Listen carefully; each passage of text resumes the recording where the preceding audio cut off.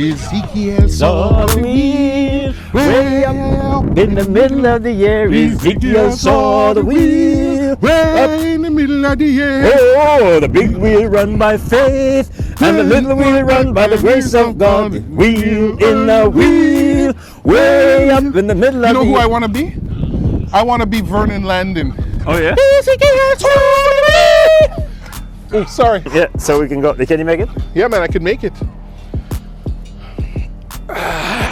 Okay, give me a hand. All right, come on.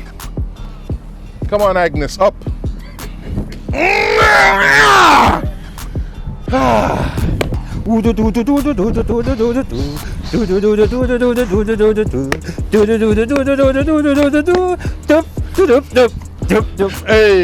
Pastor Lawrence. Yeah. If you were not a pastor, what would you be? I'll tell you what I think. Let's talk about it. Let's talk about it. I feel like you might be incarcerated. Where's that? Anywhere, incarcerated. I've never been incarcerated before, so I'm never incarcerated. No, I know that you think. Could I be outcarcerated? No, I feel, no. Oh, you mean like in jail, like? Yeah. Oh, that's what incarcerated means? Because only gangsters wear these kind of hats. Gangster. Well, you know something? I've been to jail many times. No, I don't mean like leaving under your own will. I mean like there. I've left on my own free will. Nobody's ever kept So me. what would you want it to be if you were not a pastor? Well, you know, honestly speaking, Yeah. my first wish in life was to be a medical doctor. I want to be a surgeon. Medical. Yeah, I want to be a surgeon. Really? When I read all about David Livingstone travel here and going there and Africa and so on, I said, I'd like to be a surgeon. Not just a doctor, a surgeon. Any particular? Well, I at that time I just thought about being a surgeon, opening up people and fixing them back because I thought it was a good idea. But that dream was there until I went to high school. But when my father died, it changed. What changed? My dream to be a doctor. Really? Well, what it was that, you know, my careers guidance guy said, Yeah. I said, I'm going to leave school. I'm going to work. My mother is, Yeah. 6 of us. He said, no, don't leave school. Don't. Why don't you become a nurse then? And then work from there upwards. Yeah. Well, back in those days, 60s, mid-60s, late, I never thought about a male nurse. And afterwards, I thought it should have been. But all of my life, I've always had an interest in medicine or medical. I've worked in hospitals countless times during my whole year, all the time. Nursing home, hospital, you name it. Emergency, this, porter, this, and all that. Cause I have that kind of. Yeah. I like that kind of thing. But so that was my. The other thing that I thought I could be was a soccer player. A soccer player. Yeah, because I love soccer. But I've seen you run. No, it's not running now. I'm talking about when I was younger. No. I'm saying like how you run now. You don't have the form. Listen. Like I've seen your knees rubbing Are you sure together. I have the form now? I'm sure. No, look, you can knock me off if you want to. Okay. But I've seen whenever your knees kind of clang together, there's sparks. You know, at 73 years of age, you got to be different, right? How old are you again? 73. Well, that's all we have time for, folks. 73 already. On Tuesday. Oh, nice. Yeah. Hey, you know what that means? Yeah. I'm taking you out for Szechuan soul food, tofu. Szechuan tofu. But listen, the thing is this. Yeah. What do you want to be? What would you have been if you were in a pastor? Honestly? Yeah. I know what you have been. All right, tell me. Yeah, you were going to be a disc jockey. Yeah, man. Yeah. I'm still going to be that now. Let me hear it. Hey, you don't know. Prom! Run the rhythm, Steve. Run the rhythm. Come on, let's This is why he wouldn't be the mic man. Run the rhythm. On the track. You know what, Pastor Lawrence? Yeah. I always wanted to. And that's one of the things on my bucket list. I'm going to, some way and somehow, I'm going to make an album. It may not be me as the artist all the way through, but I want to work with some gifted people. Here I am. No, not GIF people. GIF. Oh, GIF. Okay. GIF is like a spread that you put on bread. No GIF. Yeah, GIF. That's peanut butter. All right. So, can you just work with me here? Okay, work with you. I want to make an album that will just last. You know, like how Sorry. I almost said Michael Jackson, but I'm looking for somebody religious. He's religious too. Yeah. He was. No, but you know, like Elvis Presley was religious. Sure, he was in his own dark way, right? Yeah. No. Yeah. Bob Marley was religious. All right, now you're talking. Yeah.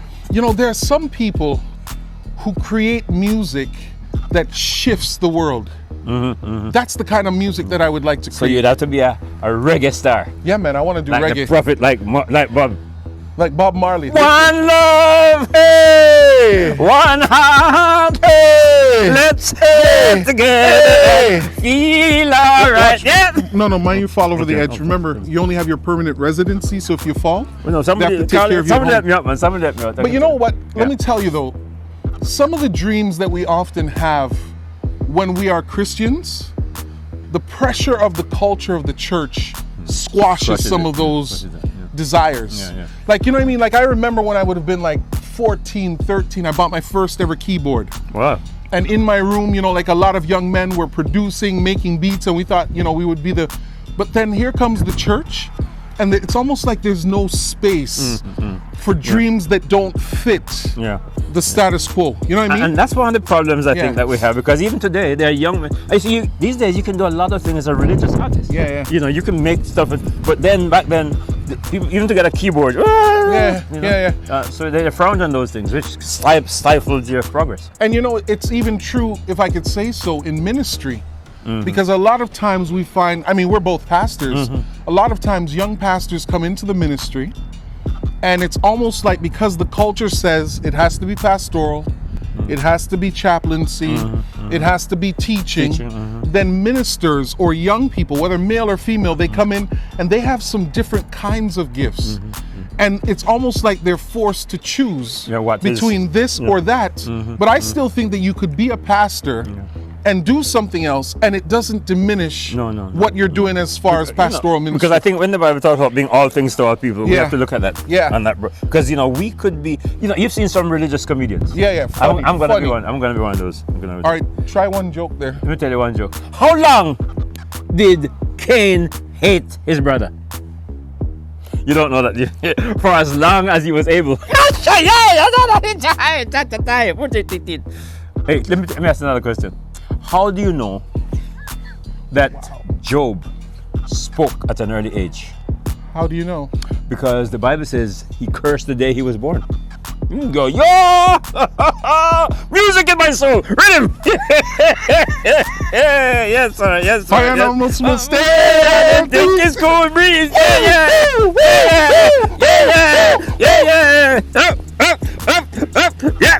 All right, that's enough. Okay, mine hurt you because I know your leg hurts. Yeah, left. So, but you see, the thing about this is that one always has to have more than one thing you can do. Yeah, I think so. You got to be multifaceted. And we have to create a culture that has more than just the structure of the church in mind. Yes. You know, like when I think about it, there are some people who don't mind talking about God, but because of what they've heard about the church, they may not necessarily initially come into the building. So if you don't create a space that is safe for them to have a necessary conversation, then what about those that don't come into the pews? You see, I learned that lesson when I was a college student. We had a class in fine arts. You had to study about Gothic and Doric and Botticelli and Michelangelo. And I told my teacher, Scoodly, wow. I said, why do I have to learn that? I'm going to be a pastor. I don't need to do all the fine. She said, well, you will need it. Well, long story short, while I was waiting to be employed, I got a job in the summer unloading trucks. A guy who was working with me unloading trucks as his summer job had just finished his 4-year degree in fine arts. Oh, look at that. Look at that. The only thing we could talk about that made sense, because he wasn't Christian. That's right. But I could talk to him about Michelangelo, I could talk about Doric, and I could talk about Gothic, and I could talk about all the wonderful things of fine art. See, I learned that lesson. That you don't put things down because, I'm going to be a pastor. See, and so a pastor has to be very broad. Deep. High. So you can meet the needs of all kinds of people. And I'm glad that you said that, because here's the thing. I really do believe that God uses what we know to place us where he wants us to be. Right? He's not going to put you in a room where you have nothing to say about anything. I mean, even when I think about the Apostle Paul, when he was at Mars, right? And he was talking about the unknown God. Well, in order for him to be able to engage the people, he had to know Yeah. enough about their view of God That's right. That's in right. order to talk about their God. And you know, that's why my famous phrase, Yeah. best sermon that I ever preached is the Yeah. one about the man out of whom Jesus cast the demons. And it says he was sitting at the feet of Jesus. He was clothed in his right mind. Yeah. I like the way the text says in the Message version, Yeah. he was making sense. That's right. And one of the problems that Yeah. we have today is that church doesn't make sense to some people. To some people, Yeah. So we've got to make it make sense. Yeah. You know, we've got to find a way of doing that. And the more yeah. broad, deep, wide the Yeah. pastor is, she Yeah. or he can reach the people. So let me ask you this one question. Yeah. I'm now almost at the peak of my years of ministry. Okay. You have done a lot of years of ministry. So Let me ask you're you. trying to say I'm declining now? No, Okay, I said you've okay, done a all lot. right. Yeah, well, I I mean, just want to know because I have a fist here that could punch you. Okay. didn't we talk about the fist? Oh, okay. Oh, you see that block? Oh, Hey, no. hey! You see? Oh, hey. You see how people give trouble in this place? Okay. Sorry about that. You going up again? Come on, Agnes. Stretch up. All right, there we go. So let me I ask made you it. this question. Yes, sir. If you could do it again, now that you know what you know, is there one thing you would have changed a little bit in your approach to pastoral ministry? Yeah. You know, one of the things I think that even now I'd like to see happen Yeah. is that pastors should be taught how to be more business oriented in ministry. Yeah. Because when I think about it, one of the things that we've been doing, and I don't think we're going to do it again after COVID, is Yeah. building churches. Right? And so you have a situation where I get into a building thing. I don't know anything about building. Yeah. Yeah. Or I don't know anything about even reading the map, you know, the plan and Yeah, stuff. So business is one of those things you could get to pastor Yeah. to do. And then I also think the whole idea of learning how to deal more with people. The soft skills they call it. all those soft skills, Yeah. important. Yeah. Because some of us are rough enough. Yeah. Yeah. Come up on the rough side of the mountain. That's right. And we bring it into ministry. That's And you right. better do this or else. Yeah. All right. So we got to learn. And it's funny you say that, you know, because having worked in business yes. before becoming a pastor, Okay. there are some skill sets that I was able to bring. Right. My father, having been in construction, there are some skills that I've been able to use in my ministry because of being in close proximity to some of those things that we take for granted. I mean, you could preach a great sermon, but if you can't balance the books, you're in trouble because to some degree, even though we don't like to talk about it, Yeah. the church is a business. Yeah, That's it's why a we business. write checks. That's right. That's right. It's a big business, and we have to get that in our heads. Otherwise, we're not Yeah. running what we're running. It's not Yeah. good. But your father is he's a punch, you know, because those hands were carpenters. You see how big his fists are? But you know That's why I'm so well behaved. But you know, I have a friend, you know, who's retired now. He was in the church board one time, and he's trying to exert his authority. The deacon made a point. He says, "You're a deacon, and you're only a carpenter." And the deacon said, "But my master Jesus was a carpenter." Whenever said- in doubt, just call the bluff on He Jesus. said, he said, Yeah. from that day, he shut up, man. Yeah. Because, you know, you got to, those skills are needed, you know. And so, yeah, but I think pastors, Yeah. I love being pastors. I said I would not give it up for any reason. But I would want to see how I could diversify, you know. You can put some more skills you could use in that. And so if I were to do it all over again, I would want to see how we could become a more balanced pastor. Yeah. You know, all around, so that you can deal with. Because in this modern age, Yeah. anybody who's becoming a pastor, Yeah. look how the technology you have to know. You have to. Yeah, I mean, if you can't log into your email, nobody is going to bring a file to you like first time. Yeah, People I will know. send an email and they're not reaching back to No, you. no, They no. assume We sent the email. we sent the email, get it, Pastor, do something. That's right. So we have to learn those things. It's But important. you know what? I think that there's a thing that goes beyond pastoral ministry. Because I mean, even though we're pastors, I think this principle is still true out there. We have to encourage the next generation, even though they will not all be pastors.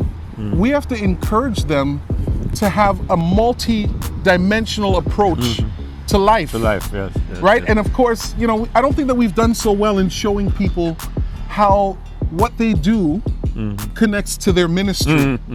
Right? So people assume that because you're a pastor, soul winning. Yeah. But no, that's look, right. you could be an architect, a business person, And the soul winner. still be doing soul soul winner, winning. yeah, I mean, yeah, you that's think right. about somebody that builds somebody's house that they have to live into. If you make sure that that house is built well, Yeah. and now here you come talking to them about the Lord that gave you the design to their dream home, you don't think that it would be easier to get them to come to know who Jesus is? Yeah, and the other thing I want to Yeah. add to this too is that Yeah. women or men who are joining ministry should not join as a last resort. Oh yeah. You see, because some people look at it as, well, it's an easy way out. No, This is hard work, if man. if there is something Yeah. that you could do Yeah. more than you do ministry, do that thing. Do that. Yeah, Because you can't do this if you're yeah, not called. no. I mean, So- you could do it. Yeah, but you're not. But gonna, you're gonna create a lot of Yeah. havoc in the process. Yeah. You know, I had a guy one time come Yeah. to me and said he was doing a what is he doing now?